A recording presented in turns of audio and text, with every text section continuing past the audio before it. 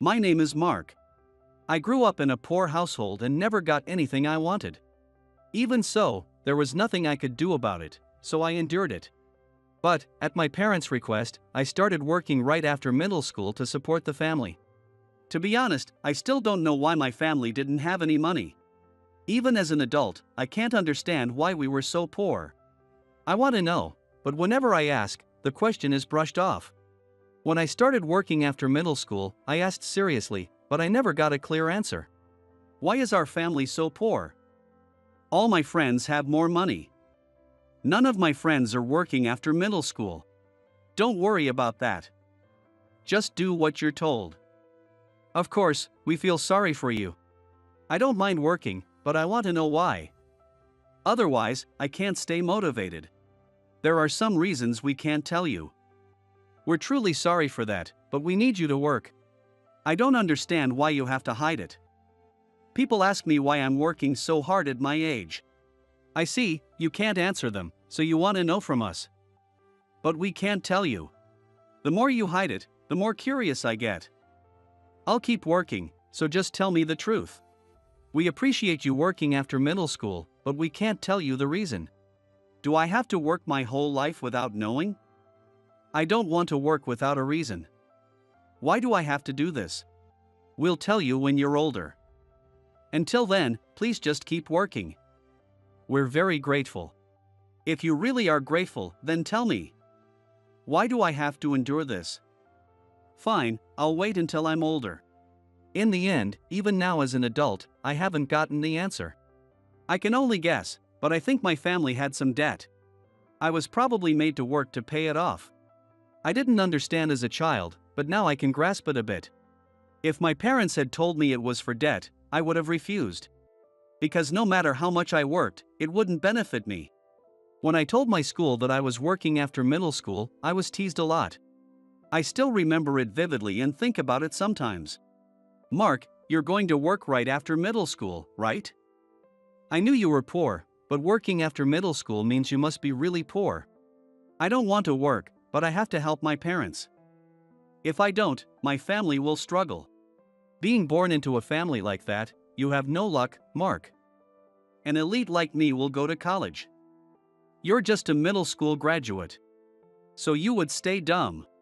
I've decided to live my life this way. There's no point in making excuses. I don't know what will happen, but I'll enjoy it as much as I can. You don't have to act tough. Deep down, you must envy me. Sorry, my family is just too rich. Of course, I envy you, Jake. I love studying and want to go to college, but I can't because of my family's situation. Being born poor must be really tough. I'm glad I don't have to go through that. I can live doing whatever I want. Stop rubbing it in. I know your family is rich, and I know you're going to college. What, listening to rich talk makes you sick? Sorry about that. Jake always looked down on my poor family. But it was true, so I couldn't say anything back. His family had always been rich and never struggled. Because of that, he always looked down on us. I hated it, so I wanted to know the reason, but my parents never told me. Despite being teased, I started working after middle school.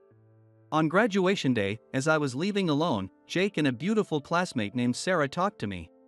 We're going to the same high school. It's affiliated with a college, so we'll be together there too. Hard to imagine for a middle school grad like you, huh? That's great. Going to the same high school and college sounds fun. You're lucky. You must be jealous. Did you want to go to high school with the beautiful Sarah? Blame your poor parents. You don't have to say that. Jake, you were just lucky to be born into a rich family. How can you be so arrogant? Sarah, you secretly think he is too poor, don't you? You should be honest. I don't think that at all. I wasn't born rich either, and I understand how he feels. Thanks for the sympathy, Sarah. It means a lot. Have lots of fun in high school and college. Don't say such lonely things. You might not go to high school or college, but you can still hang out, right?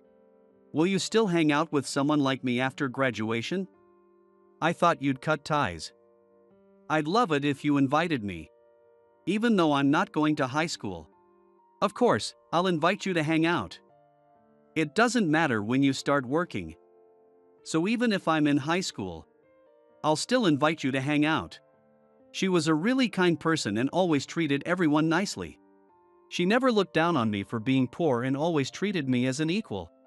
I was always grateful to her for that. I remember these moments clearly. Even though she wasn't poor, she always shielded me from being picked on too much. Without her, Jake's taunts would have affected me more deeply. So even as an adult, I am immensely grateful to Sarah. But Jake didn't like seeing her defend me. Every time she did, he would say even nastier things. Why are you defending him so much? Do you have some special feelings for him? It's not that. I just feel sorry for him being picked on, so I stand up for him. Thanks for always being on my side, Sarah.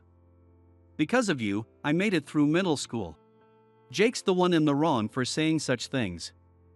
It's childish to insult someone in middle school. Why do I have to be insulted? Calling poor people poor is just normal, right? It's his fault for being poor. I don't think being poor is a fault. How does him being poor affect you, Jake? Does it cause you any problems? Not really, but I'm glad you defend me. But it's true, I am poor, so it's fine. He's not wrong. You being poor have nothing to do with Jake. It's senseless to insult him for it. You might be right, but I'm used to being insulted. I was happy you want to hang out with me. Do you really think she will invite you to hang out?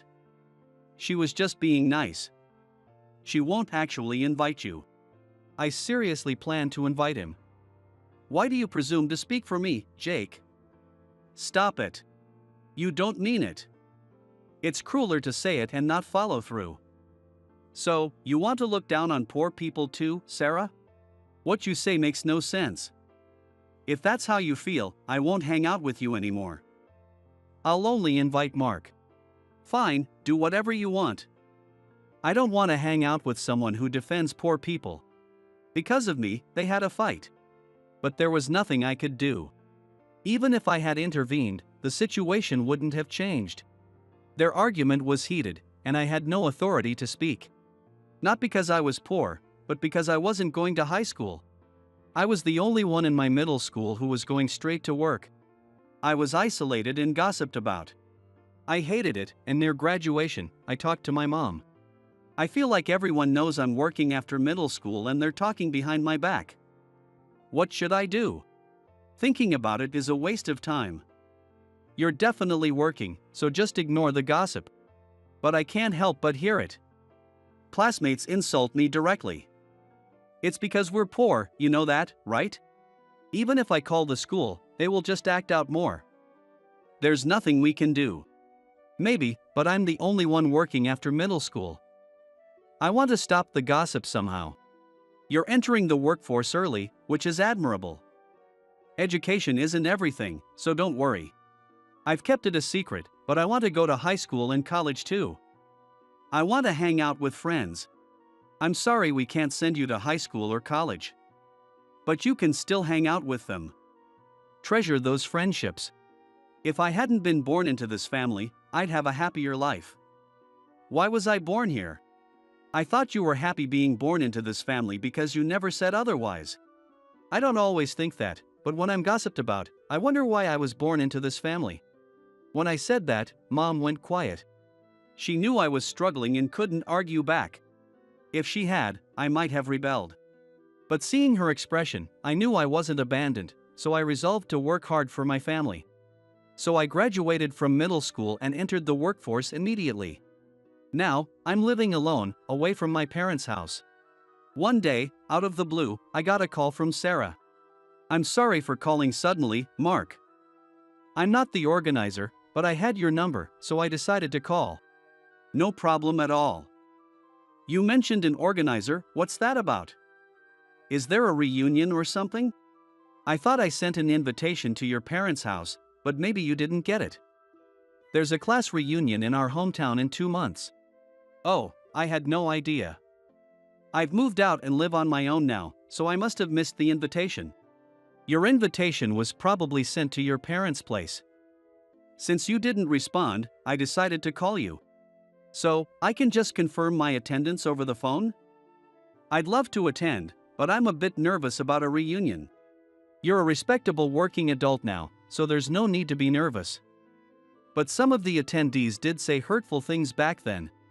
Well, I'll give it a try. If it gets uncomfortable, I'll just leave early and grab a drink somewhere. I'm sure that won't happen, but if it does, I'll join you. I think you're amazing for being so independent. It's not a big deal, but thanks. I'll go since you invited me. Great, I'll let the organizer know. I'll send you the details about the venue later. That's how I ended up deciding to attend the reunion. Since graduation, she is the only one I've stayed in touch with. So she went out of her way to contact me. I never expected a reunion, let alone an invitation. I'm sure they sent invites to everyone, but it was nice to be included. Not knowing what to expect, I decided to go, feeling a bit nervous. 2 months later, the day of the reunion arrived. I was supposed to go with Sarah, so we met at the train station. I've never been to a reunion, so I'm nervous. I've never been to anything like a college party either, so I feel out of place. Don't worry too much. Everyone's more grown up now. Just avoid the wrong groups, and you'll be fine. I'm glad you know these things. Without you, I wouldn't have come. Thanks for hanging out with me after graduation. I'm happy to hang out with you too. I know you're busy, but you always show up when I invite you. It's the best. Of course, I'd go if you invite me. I don't have many friends, and you're one of the few who invites me out. Whether that's true or not, it makes me happy. I learn a lot from hanging out with you, and you helped me during my job hunt. I don't know how I helped, but if hanging out with me had a positive impact, that's great. I'd love to keep hanging out. Let's grab a drink after the reunion. By the way, Jake is supposed to attend. I wonder what kind of adult he is now. To be honest, I don't want to see him. I have no good memories of him, and he'll probably look down on me again. If he starts, I'll leave early. I expected Jake to attend, but the thought of seeing him made me nervous. I have only bad memories of him, and I don't want to see him at all. He'd probably spot me immediately and start belittling me like in middle school. I didn't want to feel that again, but with so many people, I thought it would be okay. Even so, the memories of middle school made me anxious. But Sarah's encouragement reassured me. If anything happens, just come to me. I'll try to stay with you, but with so many people, anything could happen. I'm glad you said that. I'm really nervous because I've never been to a reunion. If anything happens, can I leave early? I don't particularly want to be there either, just want to see some old friends. We can leave after chatting a bit. Just hearing that makes me feel better. I'll keep an eye on Jake. Even though I'm more mature now, I still get nervous. There will be lots of adults around. If he says something out of line, someone will stop him. I hope so. Memories of middle school keep coming back. I just want it to go smoothly. So, feeling nervous, I arrived at the reunion venue. The place was already buzzing with lots of people, and some were quite drunk. After asking around, I found out they had started early because many arrived ahead of time. At least Jake wasn't there yet, so I could relax and enjoy myself. But I stayed on guard, unsure when he would show up. About an hour into drinking with everyone, he arrived, late because of work. Seeing him unchanged from our school days, memories flooded back, making me sweat. Hey everyone, you were waiting for me, right? It wouldn't be a party without a superstar like me. Let's have a great time tonight. What makes you so arrogant? You haven't changed at all since middle school. I didn't think you'd still be the same. What a thing to say right off the bat. You might not know this, Sarah, but I'm now the top earner at a top company. So don't underestimate me. Even if you're the top earner at a top company, we're just middle school classmates, so it doesn't change how I interact with you. Fine, whatever. I've got business with that poor guy over there. Meeting him is the real reason I came. As he said this, he slowly walked over to me. It seemed he had something to say to me.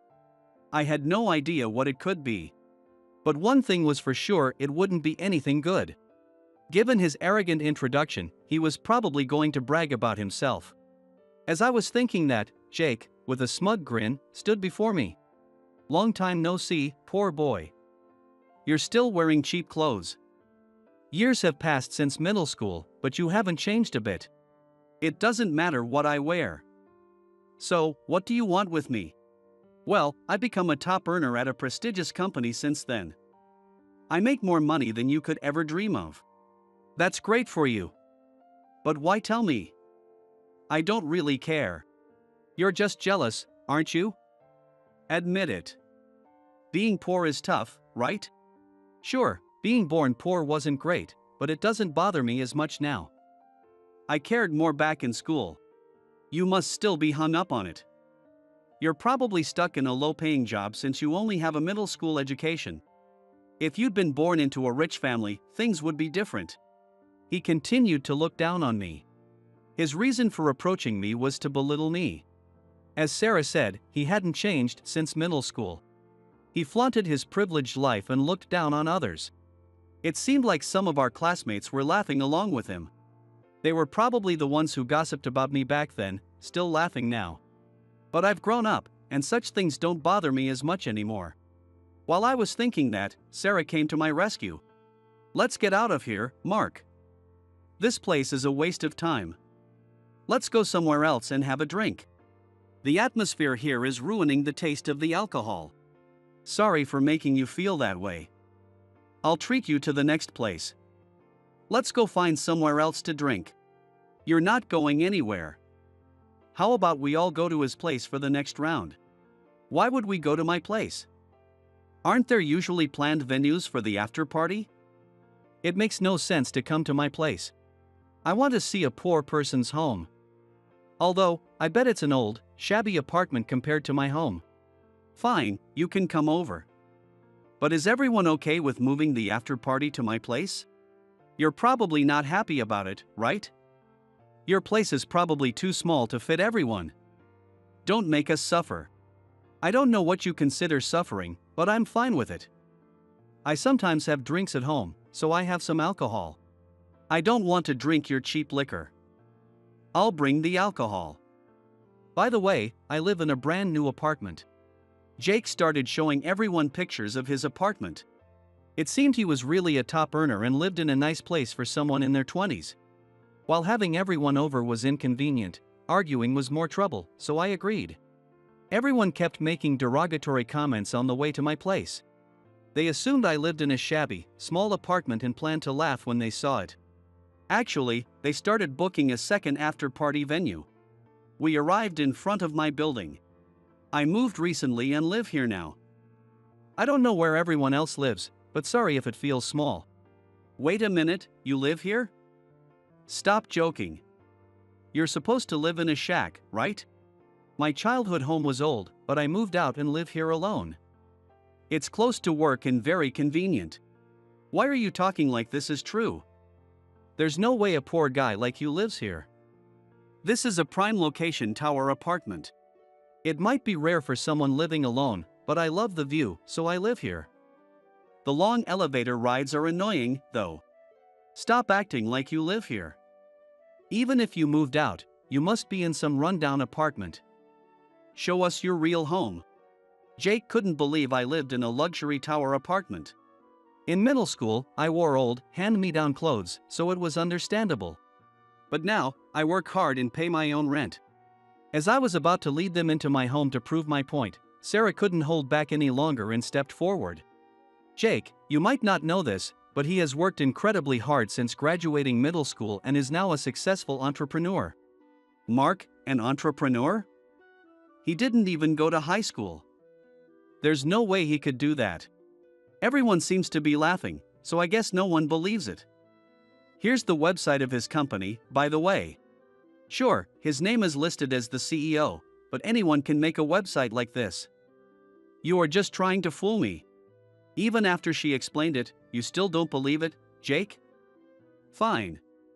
Let's go to my place then.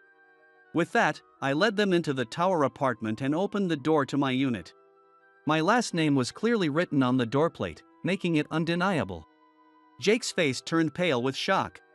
After all, the person he had looked down on was now a successful entrepreneur living in a luxury apartment. He had been so smug, but now he was silent. He couldn't process the reality. Now, do you believe me? If you still don't, you're welcome to visit my office.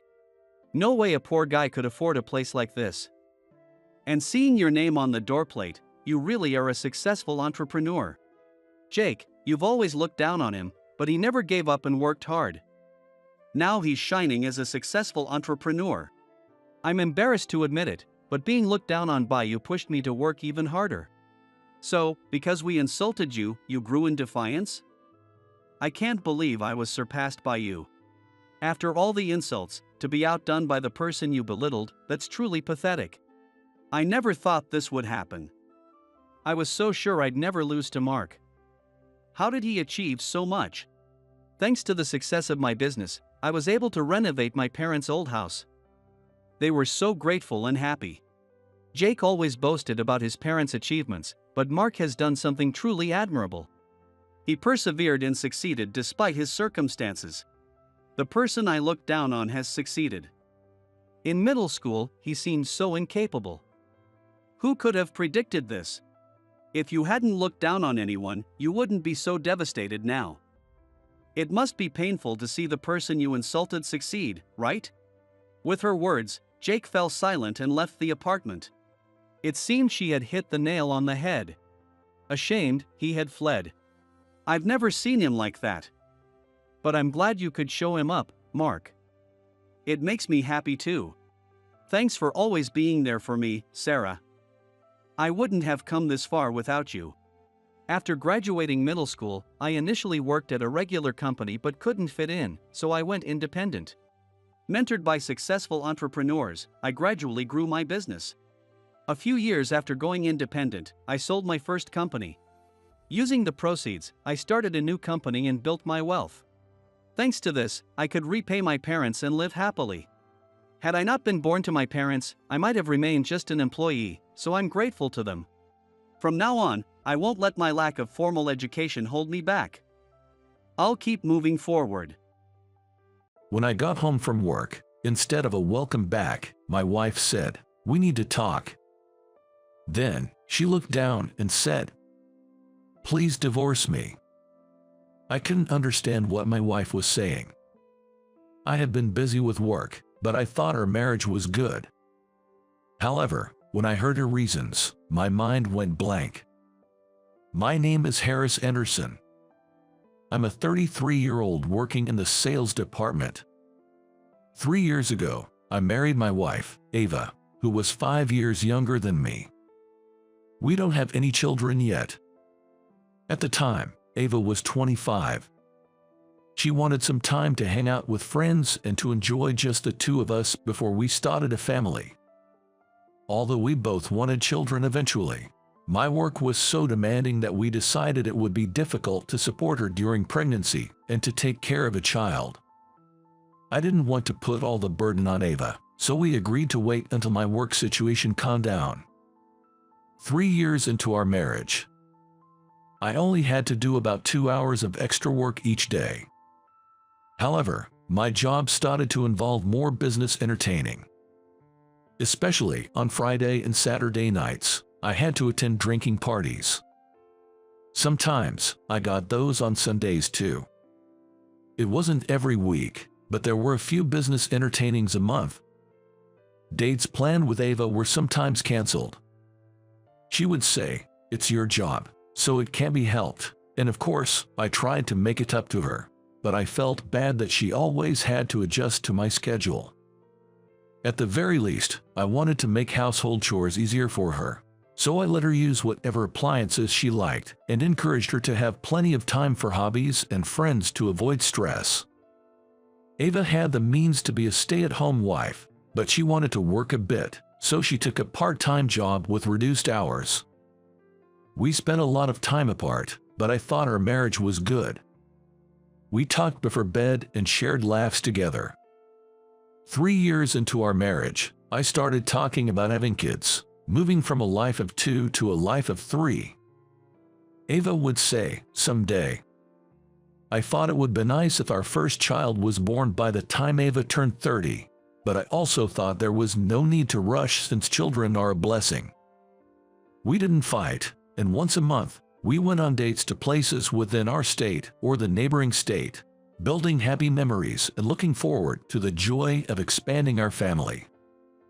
Then one night, instead of greeting me with welcome back at the door as usual, Ava was sitting in the living room with a serious look on her face.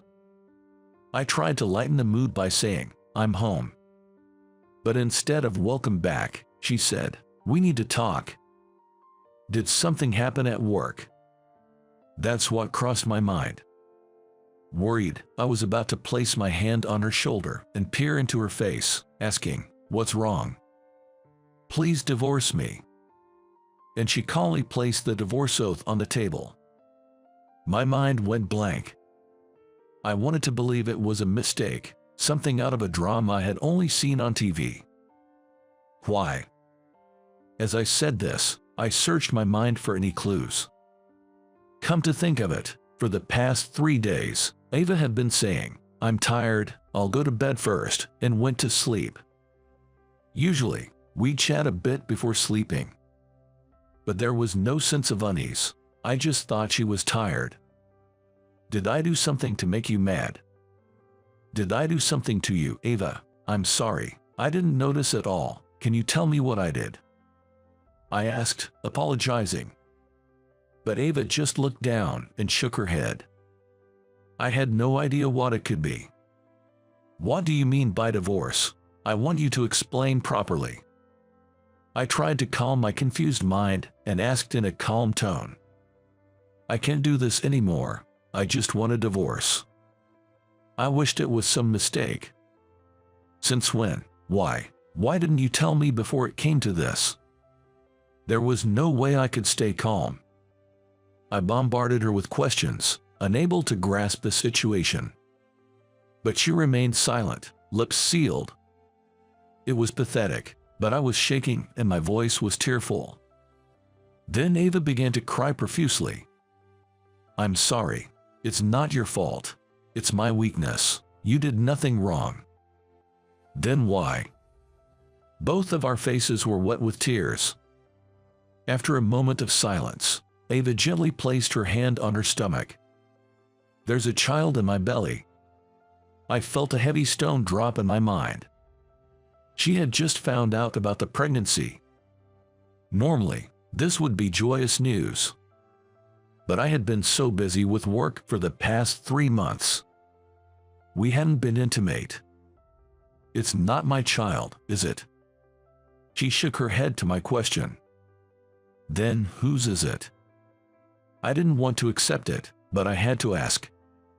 "Please, tell me." When I asked with a strained voice, Ava, who had been silent, biting her lip, finally whispered a small reply. "It's Michael's child." "You're joking." Hearing that name, I was speechless. Michael was the name of my boss. It was someone I could never have imagined, and it nearly stopped my thoughts. "Why? Since when?" As I asked her, she answered through sniffles. She had been involved with Michael for 2 years. It all started when we invited Michael to our home. After a drinking party, wanting to continue the conversation, we ended up drinking more at our house a couple of times. From the first time we invited him without much time in between, Ava and Michael had secretly exchanged contact information. The first contact came from Michael, but neither of them initiated the relationship. It just happened. When I asked when they met, it was always on days when my work commitments meant I came home late, like drinking parties. Sometimes Michael would ask me, "Can you go in my place?" The business entertaining schedules were arranged by Michael, my boss. So, he was adjusting the meetings to coincide with days he could see Ava. Learning this fact, I couldn't tell if the shaking was from rage towards Ava and Michael or from shame for not noticing anything. But until recently, We had been discussing wanting kids soon as a couple. Of course, her affair with Michael must have been just a fling. That's what I thought, but she wanted a child, not with me, but with Michael.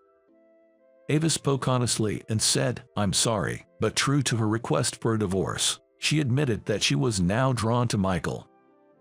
"Harris, you were truly kind as a husband, but kindness alone isn't appealing to me anymore." Hearing those words, I was overwhelmed with tears, wondering what our seemingly happy life together had been for. Even knowing this truth, my love for Ava didn't disappear. However, the shock of betrayal was too much, and I couldn't find it in me to try and rebuild anything. The fact that she was carrying Michael's child was all that mattered. I agreed to the divorce then and there, and Ava packed her belongings and left that night. The next morning, my tear-stained face from crying all night was a mess. I washed my face several times with cold water and managed to go to work. The events of the previous night haunted me, but I tried to focus on my work as usual. Michael arrived at work just in time for the start.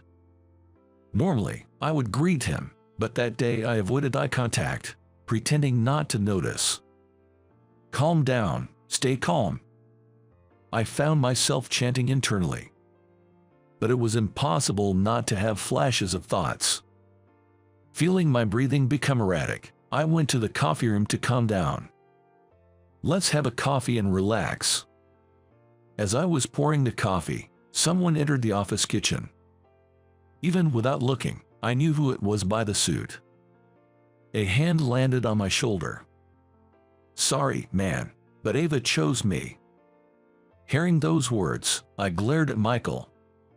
Seeing Michael's smirking face. In an instant, Michael was sent flying into the hallway. Unable to contain my emotions, I had hit him. Straddling Michael, who had fallen on his back in the hallway, I was grabbing him by the collar when others intervened, and that's when I came to my senses. Tears of frustration streamed down my face. Despite the commotion, the company decided not to report to the police after hearing the situation. However, violence is inexcusable. I was terminated, and Michael faced some form of disciplinary action. Afterward, Ava and I officially divorced. I wished them harm, but thinking the unborn child was innocent, I refrained from wishing that way.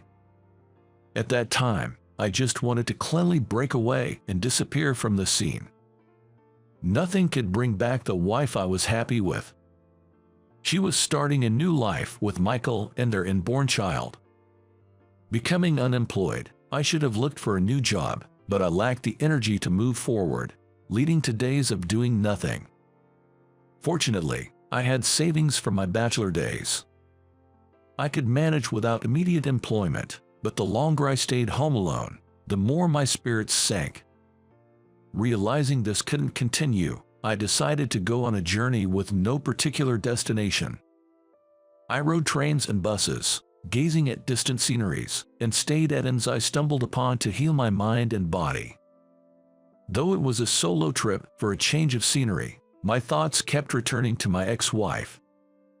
It was so much fun back then.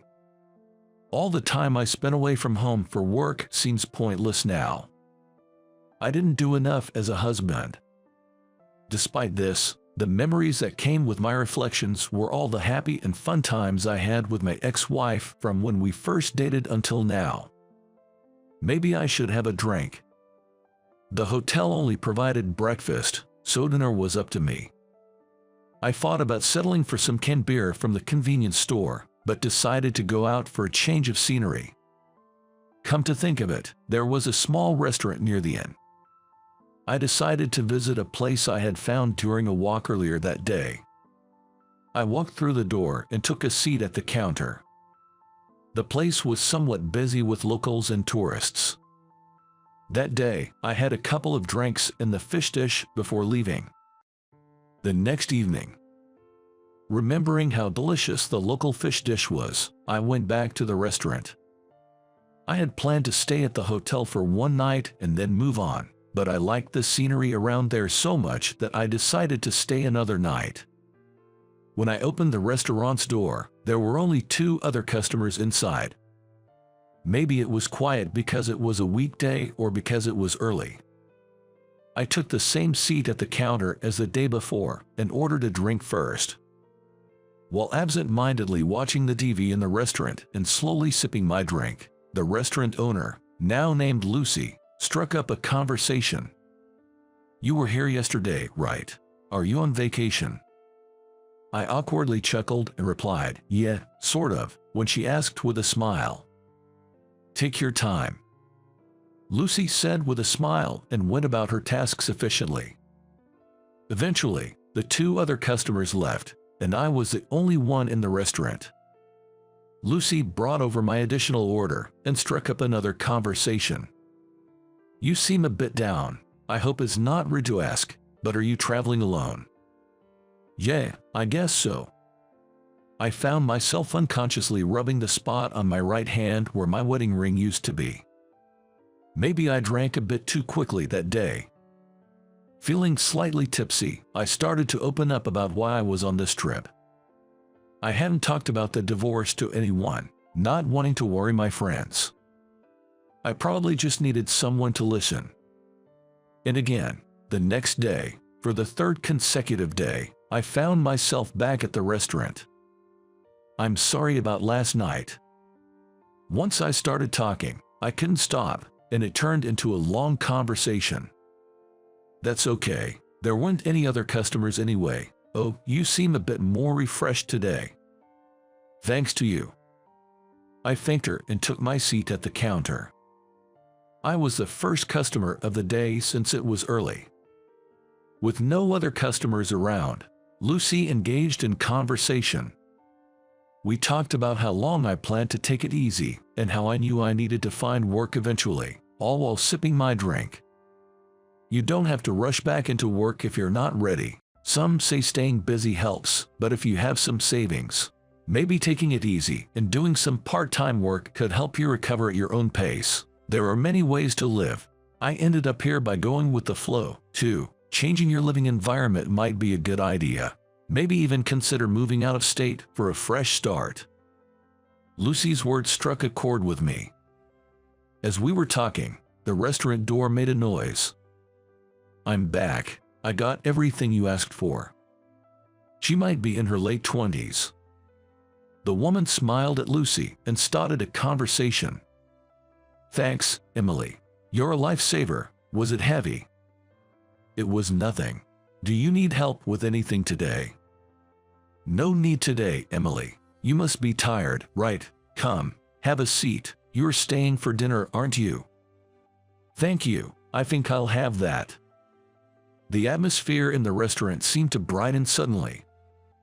Our eyes met, and I greeted the woman. "Good evening." "Good evening. Welcome. I'll take a seat too," she replied. The woman hung her jacket over the back of the chair and took a seat at the end of the counter. "Oh, she's my daughter. She sometimes buys things we're running out of and helps out when the restaurant gets busy," Lucy explained. "And I make sure to get my meal out of it too." Saying that, Lucy and Emily shared a laugh, their eyes twinkling in amusement at the playful comment. "So, your mother and daughter. No wonder there's a resemblance," I noted. Emily, with her shoulder-length hair and a smile that suited her cute demeanor, looked a lot like Lucy, especially around the eyes. With no other customers around, the 3 of us enjoyed a lively conversation. Emily lived nearby but in her own place. She had just turned 30 and worked as a preschool teacher. She sometimes stopped by after work to help out and have dinner before heading home. I introduced myself briefly in kind. "I'm on a sort of sentimental journey," I shared with a laugh. Continuing from the conversation I had with Lucy earlier, I delved into more details. Emily turned to face me, nodding along as she listened. The next day, for the 4th day in a row, I found myself heading to the restaurant again. I was completely won over by the food. The dishes, though simple, were delicious. It was just after opening time when I walked in. Today, Lucy and Emily were both behind the counter. "Welcome." "Good evening. You're here again today," I greeted. "Yep, got roped into running errands for Mom again. She forgets a lot of stuff," Emily joked. Lucy made a face but ended up laughing with Emily. We enjoyed another evening of drinks and conversation. "Harris, you're such a cheerful person. You speak so gently and seem very kind," Emily observed. "I do hear that I'm kind, but sometimes being just kind leads to being alone," I responded. Responding to Emily's words, she quickly covered her mouth with a surprised "oh." But when our eyes met again, the mood lightened enough for all three of us to share a laugh, making me feel a bit more at ease. We then talked about possibly moving. Although I hadn't made up my mind, Lucy's words from the day before had me considering a change of scenery. "Where would you like to live?" "I like the atmosphere and the clean air here, so maybe somewhere nearby," I mused. Both Lucy and Emily enthusiastically joined in, suggesting places as if they were thinking about it for themselves. I had always worked long hours, so I was also considering a change in that aspect. "I'm sure you'll find a great place," Lucy encouraged. "This area is really nice and livable, and, just in case you're interested, there's an opening for a child care assistant. It's at the daycare where I work," Emily mentioned. "Child care assistant, what does that involve?" I was unfamiliar with the role, so I asked for more details. "A child care assistant helps with setting up and cleaning up play areas, mealtime preparations and cleanup, and general cleaning." The position was for a non-regular employee, and no child care qualification was needed. It was more about assisting the teachers and ensuring the children's safety. "I just thought, with your kind demeanor, you'd be really popular with the kids," Emily mused. Me, helping out with kids. I had never considered working in a daycare or preschool, and couldn't quite picture myself in that role. "Wow, I didn't know there was such a job," I replied. "It's just an idea, but think about it, won't you?" Emily suggested.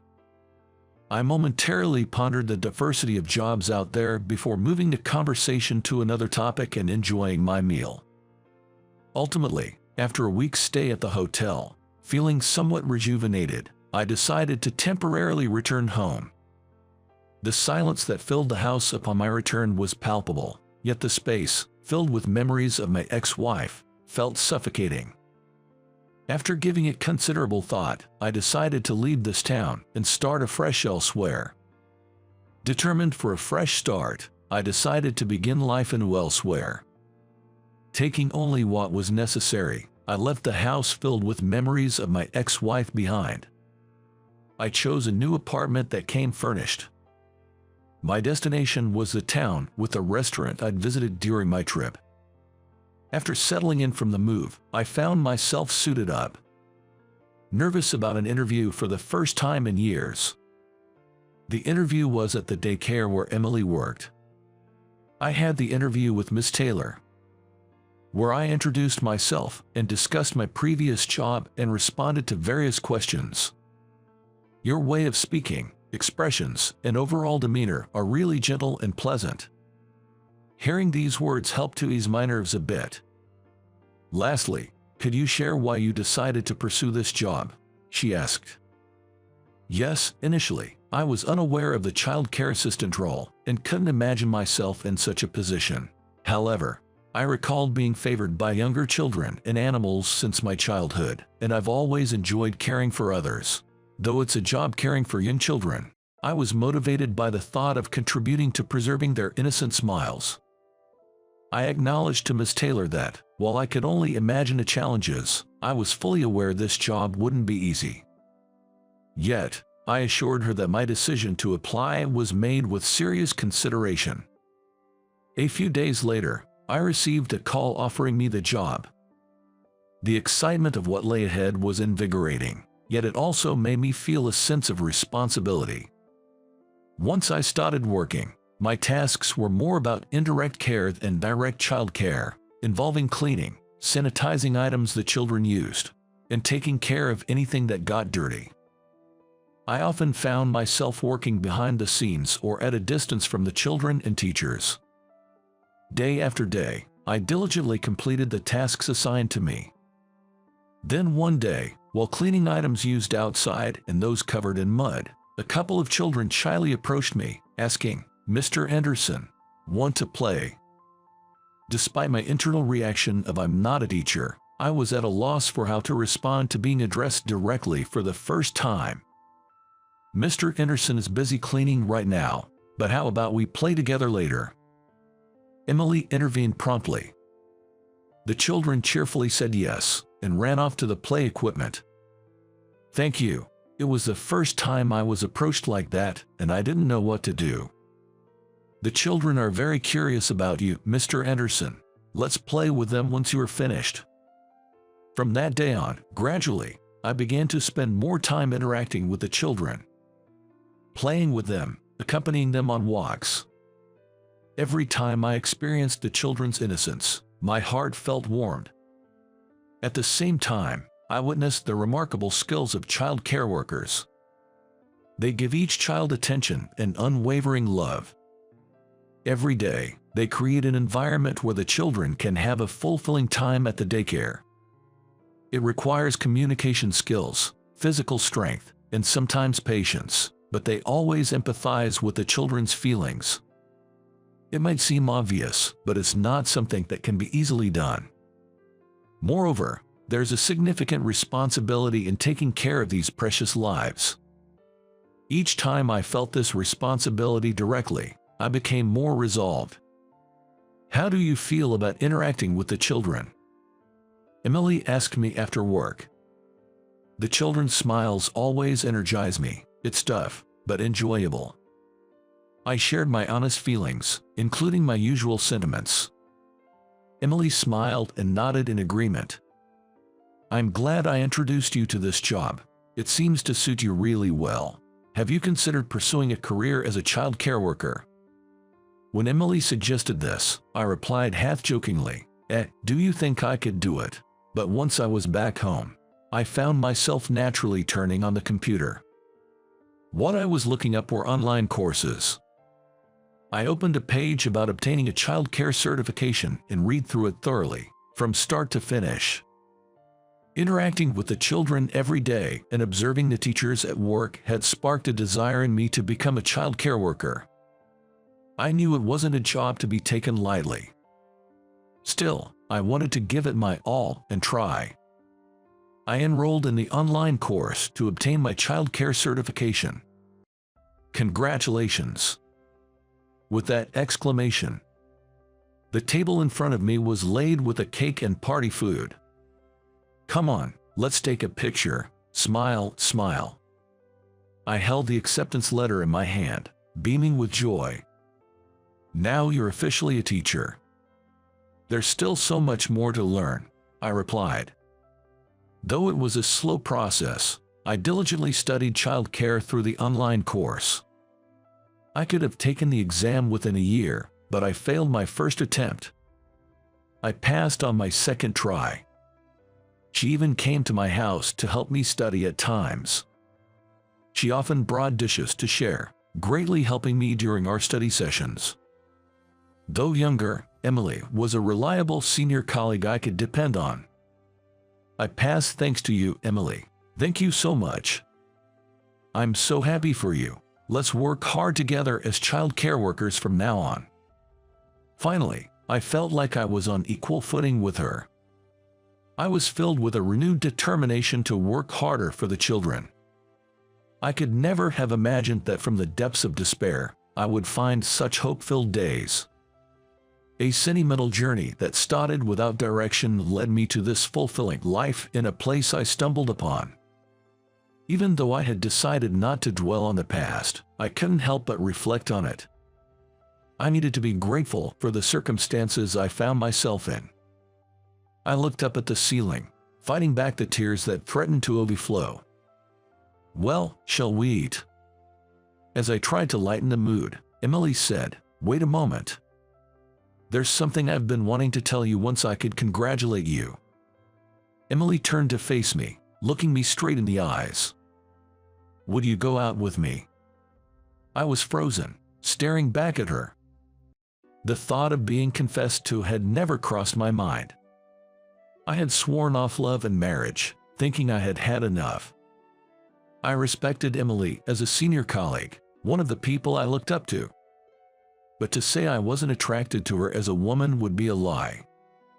Emily's kindness and reliability. Her cooking skills that had thoroughly captivated my heart. Above all, I was often saved by Emily's positivity and her bright smile. Even now, having her by my side brings me comfort. I realized I had been suppressing my feelings for her. Of course, my feelings, once kept under wraps, were released, and her confession made my heart race. The slight tremble in my hand as I reached out to her was certainly not just my imagination. And so, Emily and I started dating. I went to inform Lucy at my passing the qualification exam and that I was now dating her daughter. Well, congratulations, you've passed 2 major milestones at once, becoming a child care worker and getting a girlfriend. Lucy's words made both Emily and me break into laughter. We must celebrate. Just wait a moment, will you? She made my favorite fish fry. It was a time of joy, but my journey as a child care worker had just begun. My first goal is to become a fully fledged child care worker. Together with her, I'm determined to work hard for the sake of the children.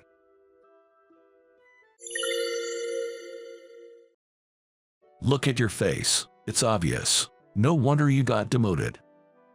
Every day, at my demotion destination, I get sarcastic comments from a female boss who is more than a decade younger than me.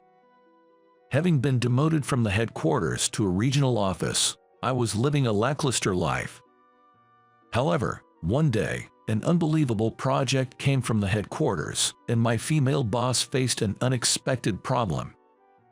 The action I took while she was panicking was: my name is Mike, a divorced 53-year-old who was demoted. The sales office I was demoted to was in a more remote town than I expected. Public transportation mainly consisted of buses in a car-centric society. Some employees commute by bike, but for someone over 50, it's quite hard to ride through the countryside, so I commute by bus every morning for 30 minutes. Good morning.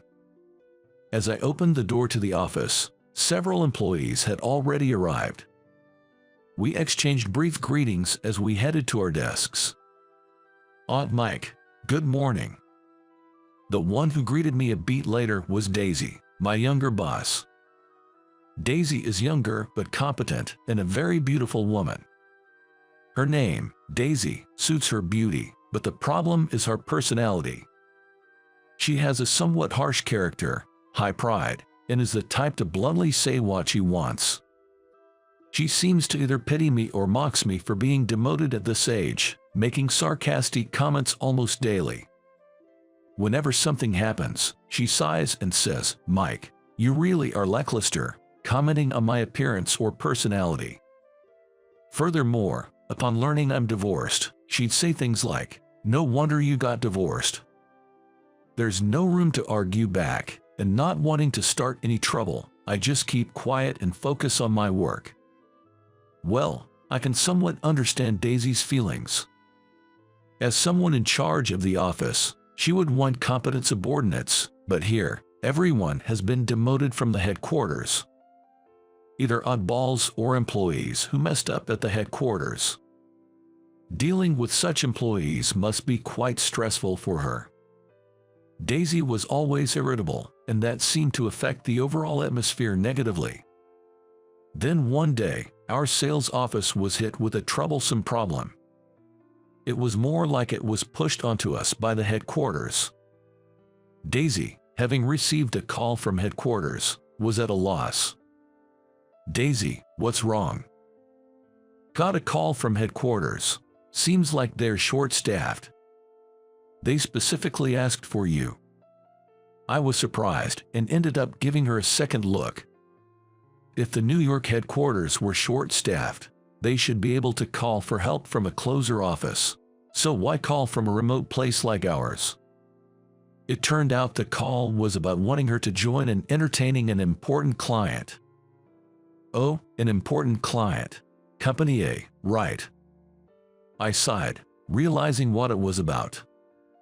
Company A is a major client for us, and Chris, the division manager, insists on having beautiful women accompany him at entertainments.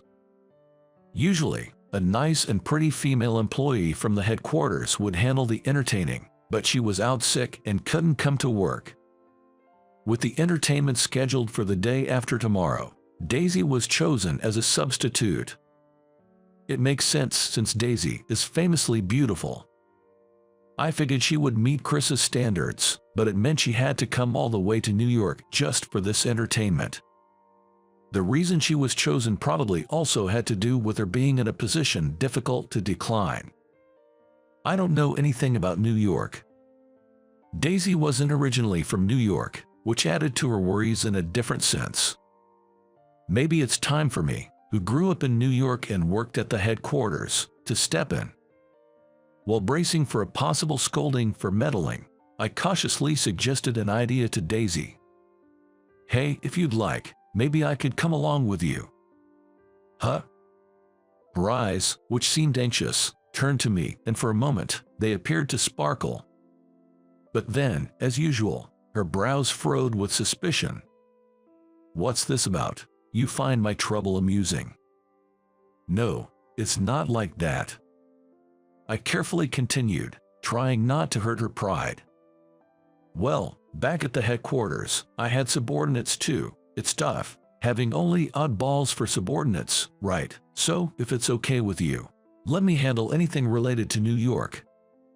This offer was made in hopes of improving the office atmosphere even slightly. Honestly, I'd be troubled if Daisy got any more upset, and I really didn't want her taking her stress out on me. Whether she knew how I felt or not, Daisy was silent for a moment before saying, "All right, I'll leave it to you," and she called the headquarters. Then, on the day of the entertainment with Company A, Daisy and I boarded a plane and arrived safely in New York 3 hours later. We caught a taxi at the airport and arrived at the headquarters on schedule. The person in charge at the headquarters looked at me as if to say, "Who are you?" But with time pressing, we get started as planned. Thank you for being here today. Let's get right to it. The male employee in charge quickly finished his greetings and moved on to the main topic. However, Chris seemed to be in a bad mood, maybe because it wasn't the usual girl. But it was for our major client. We had to make the entertainment a success no matter what. I calmly looked over the situation. Daisy was here just because she's beautiful, so she wasn't familiar with all the project we were proposing. The male in charge was just moving things along without trying to improve Chris's mood. This was bad. Looking over, Daisy seemed to be panicking too. Even while receiving Chris's persistent gaze, she managed a forced smile, trying to find a way to break through. Then, I noticed something.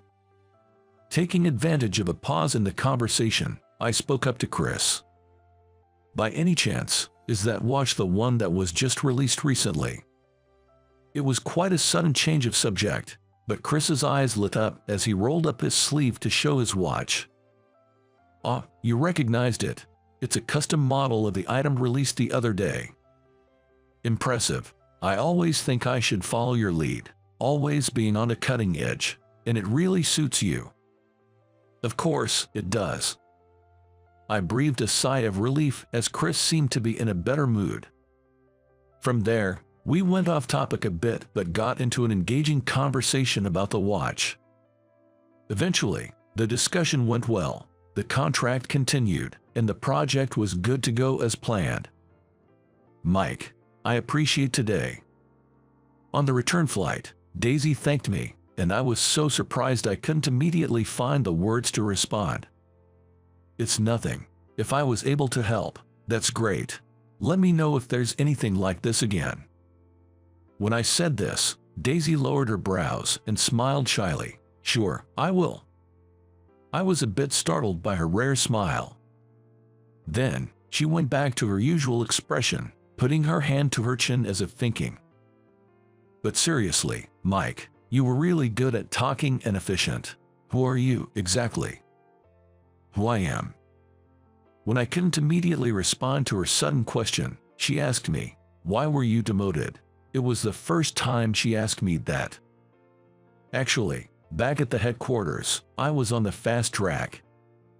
People even speculated I'd be a future executive, a so-called elite.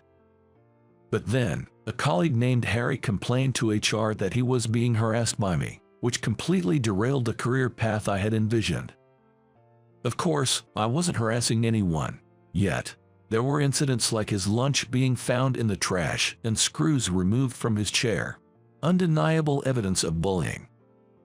The other staffs believed Harry, and without solid proof, I was demoted.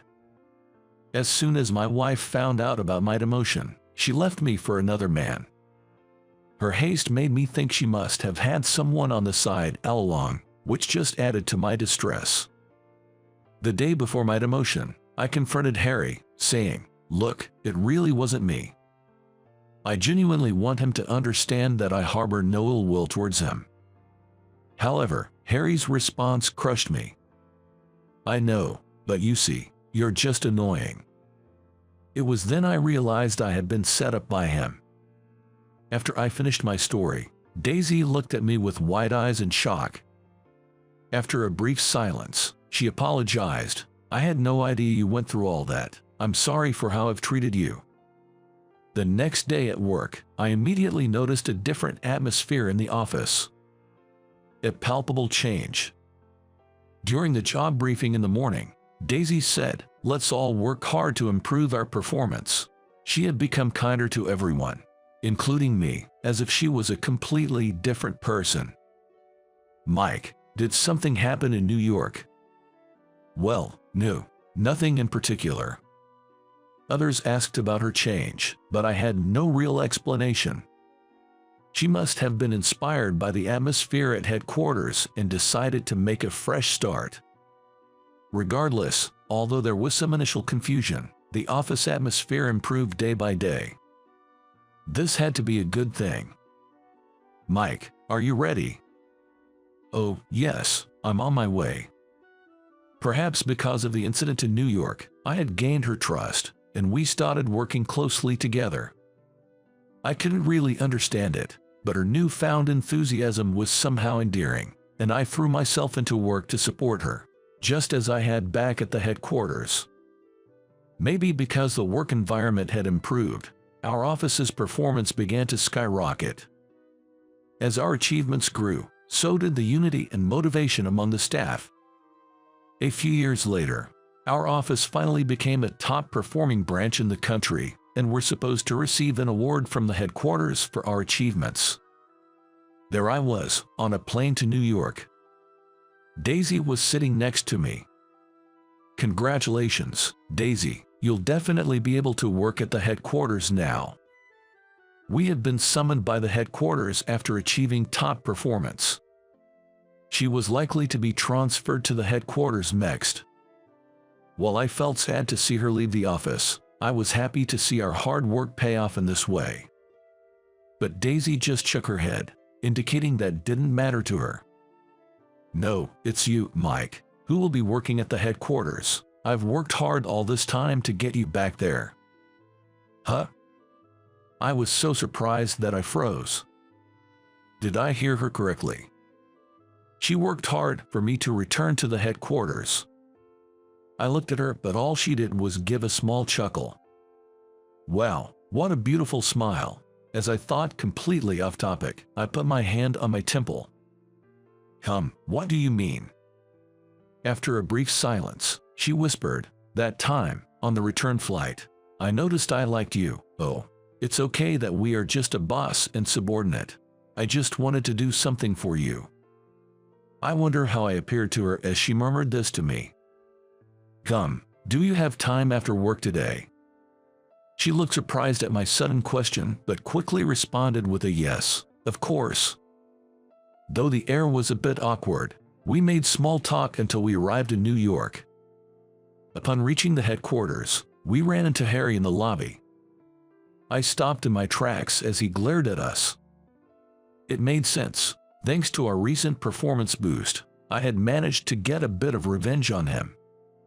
Naturally, our branch being #1 meant we outperformed the headquarters, and Harry was held responsible for this. Well, originally, that would have been my position. Rumor has it, his bonus was cut. Well, it's better than being demoted and getting a salary cut. I didn't want to talk to Harry, but it seemed we were headed to the same place, the president's office. "Hey, Mike, did you say something to President Jones?" "No, I haven't said anything." Well, on our way to the president's office, Harry asked me in a low voice and then clicked his tongue in response. Harry seemed unsure why both of us were called in together. "Excuse us." We said our greetings as we entered the president's office. Mr. Jones welcomed us with a smile, first praising Daisy and me, and then broached the subject of transferring back to the headquarters. But I was surprised not only that Daisy was mentioned for the transfer, but that I was included too. Harry looked shocked and blurted out, "With all due respect, Mr. Jones, Daisy is one thing, but he has caused trouble at the headquarters." As Harry spoke, the smile disappeared from Mr. Jones's face. Trouble? What trouble was that again? The atmosphere turned tense. Harry seemed taken aback. Ignoring Harry, Mr. Jones turned to me and apologized. "I wanted to apologize to you, Mike. I'm sorry." I was confused. Mr. Jones, you don't have to apologize. I know you're excellent. Daisy called me several times, asking me to investigate the harassment claims between you and Harry. If it turned out there was no harassment, we could confidently bring you back to the headquarters. Daisy did. I glanced at her, and she averted her gaze, looking a bit embarrassed. Mr. Jones continued. Upon further investigation, we found absolutely no evidence of any wrongdoing. It seems like HR dropped the ball here. Harry, who was harassing you? I wonder. Looking at Harry, he was pale and sweating profusely. It seems Mr. Jones had done a thorough investigation. The conclusion seemed to be that it might have been a case of self-sabotage by Harry. Harry was speechless. Harry, you've mishandled a valuable employee and caused significant losses to the company. You'll have to face the consequences. But Harry was ordered to be dismissed but glared at me without offering an apology. Mr. Jones and Daisy sighed in disbelief. As I mentioned earlier, aside from the trouble with you, he's been causing trouble within the company. I later learned from Mr. Jones that there had been complaints about Harry's behavior towards his juniors. As a result, no one defended Harry, and everyone at the headquarters apologized to me, saying, "Sorry for believing Harry over you." Later, Mr. Jones officially appointed me. He named me the Human Resources Director. I nodded and then requested, "I have one favor. I'd like Daisy to join my department." Daisy was surprised, but Mr. Jones smiled warmly and nodded in agreement. On our way home, I took the opportunity to confess my feelings to Daisy. She blushed from ear to ear and muttered, "It's just cold," before responding with a hug instead of words. And I whispered in her ear, "Thanks to you, my life is back on track." I never thought I'd experience love like this at my age, but it's truly wonderful to be able to share life with someone. The next day, my first day back at the headquarters, I felt nervous. Despite being over 50, I felt like a new graduate. Taking a deep breath, I opened the door to my new department. "It's okay, I'm not alone anymore." "Good morning," I said with determination, and was greeted by her familiar voice and smile in return.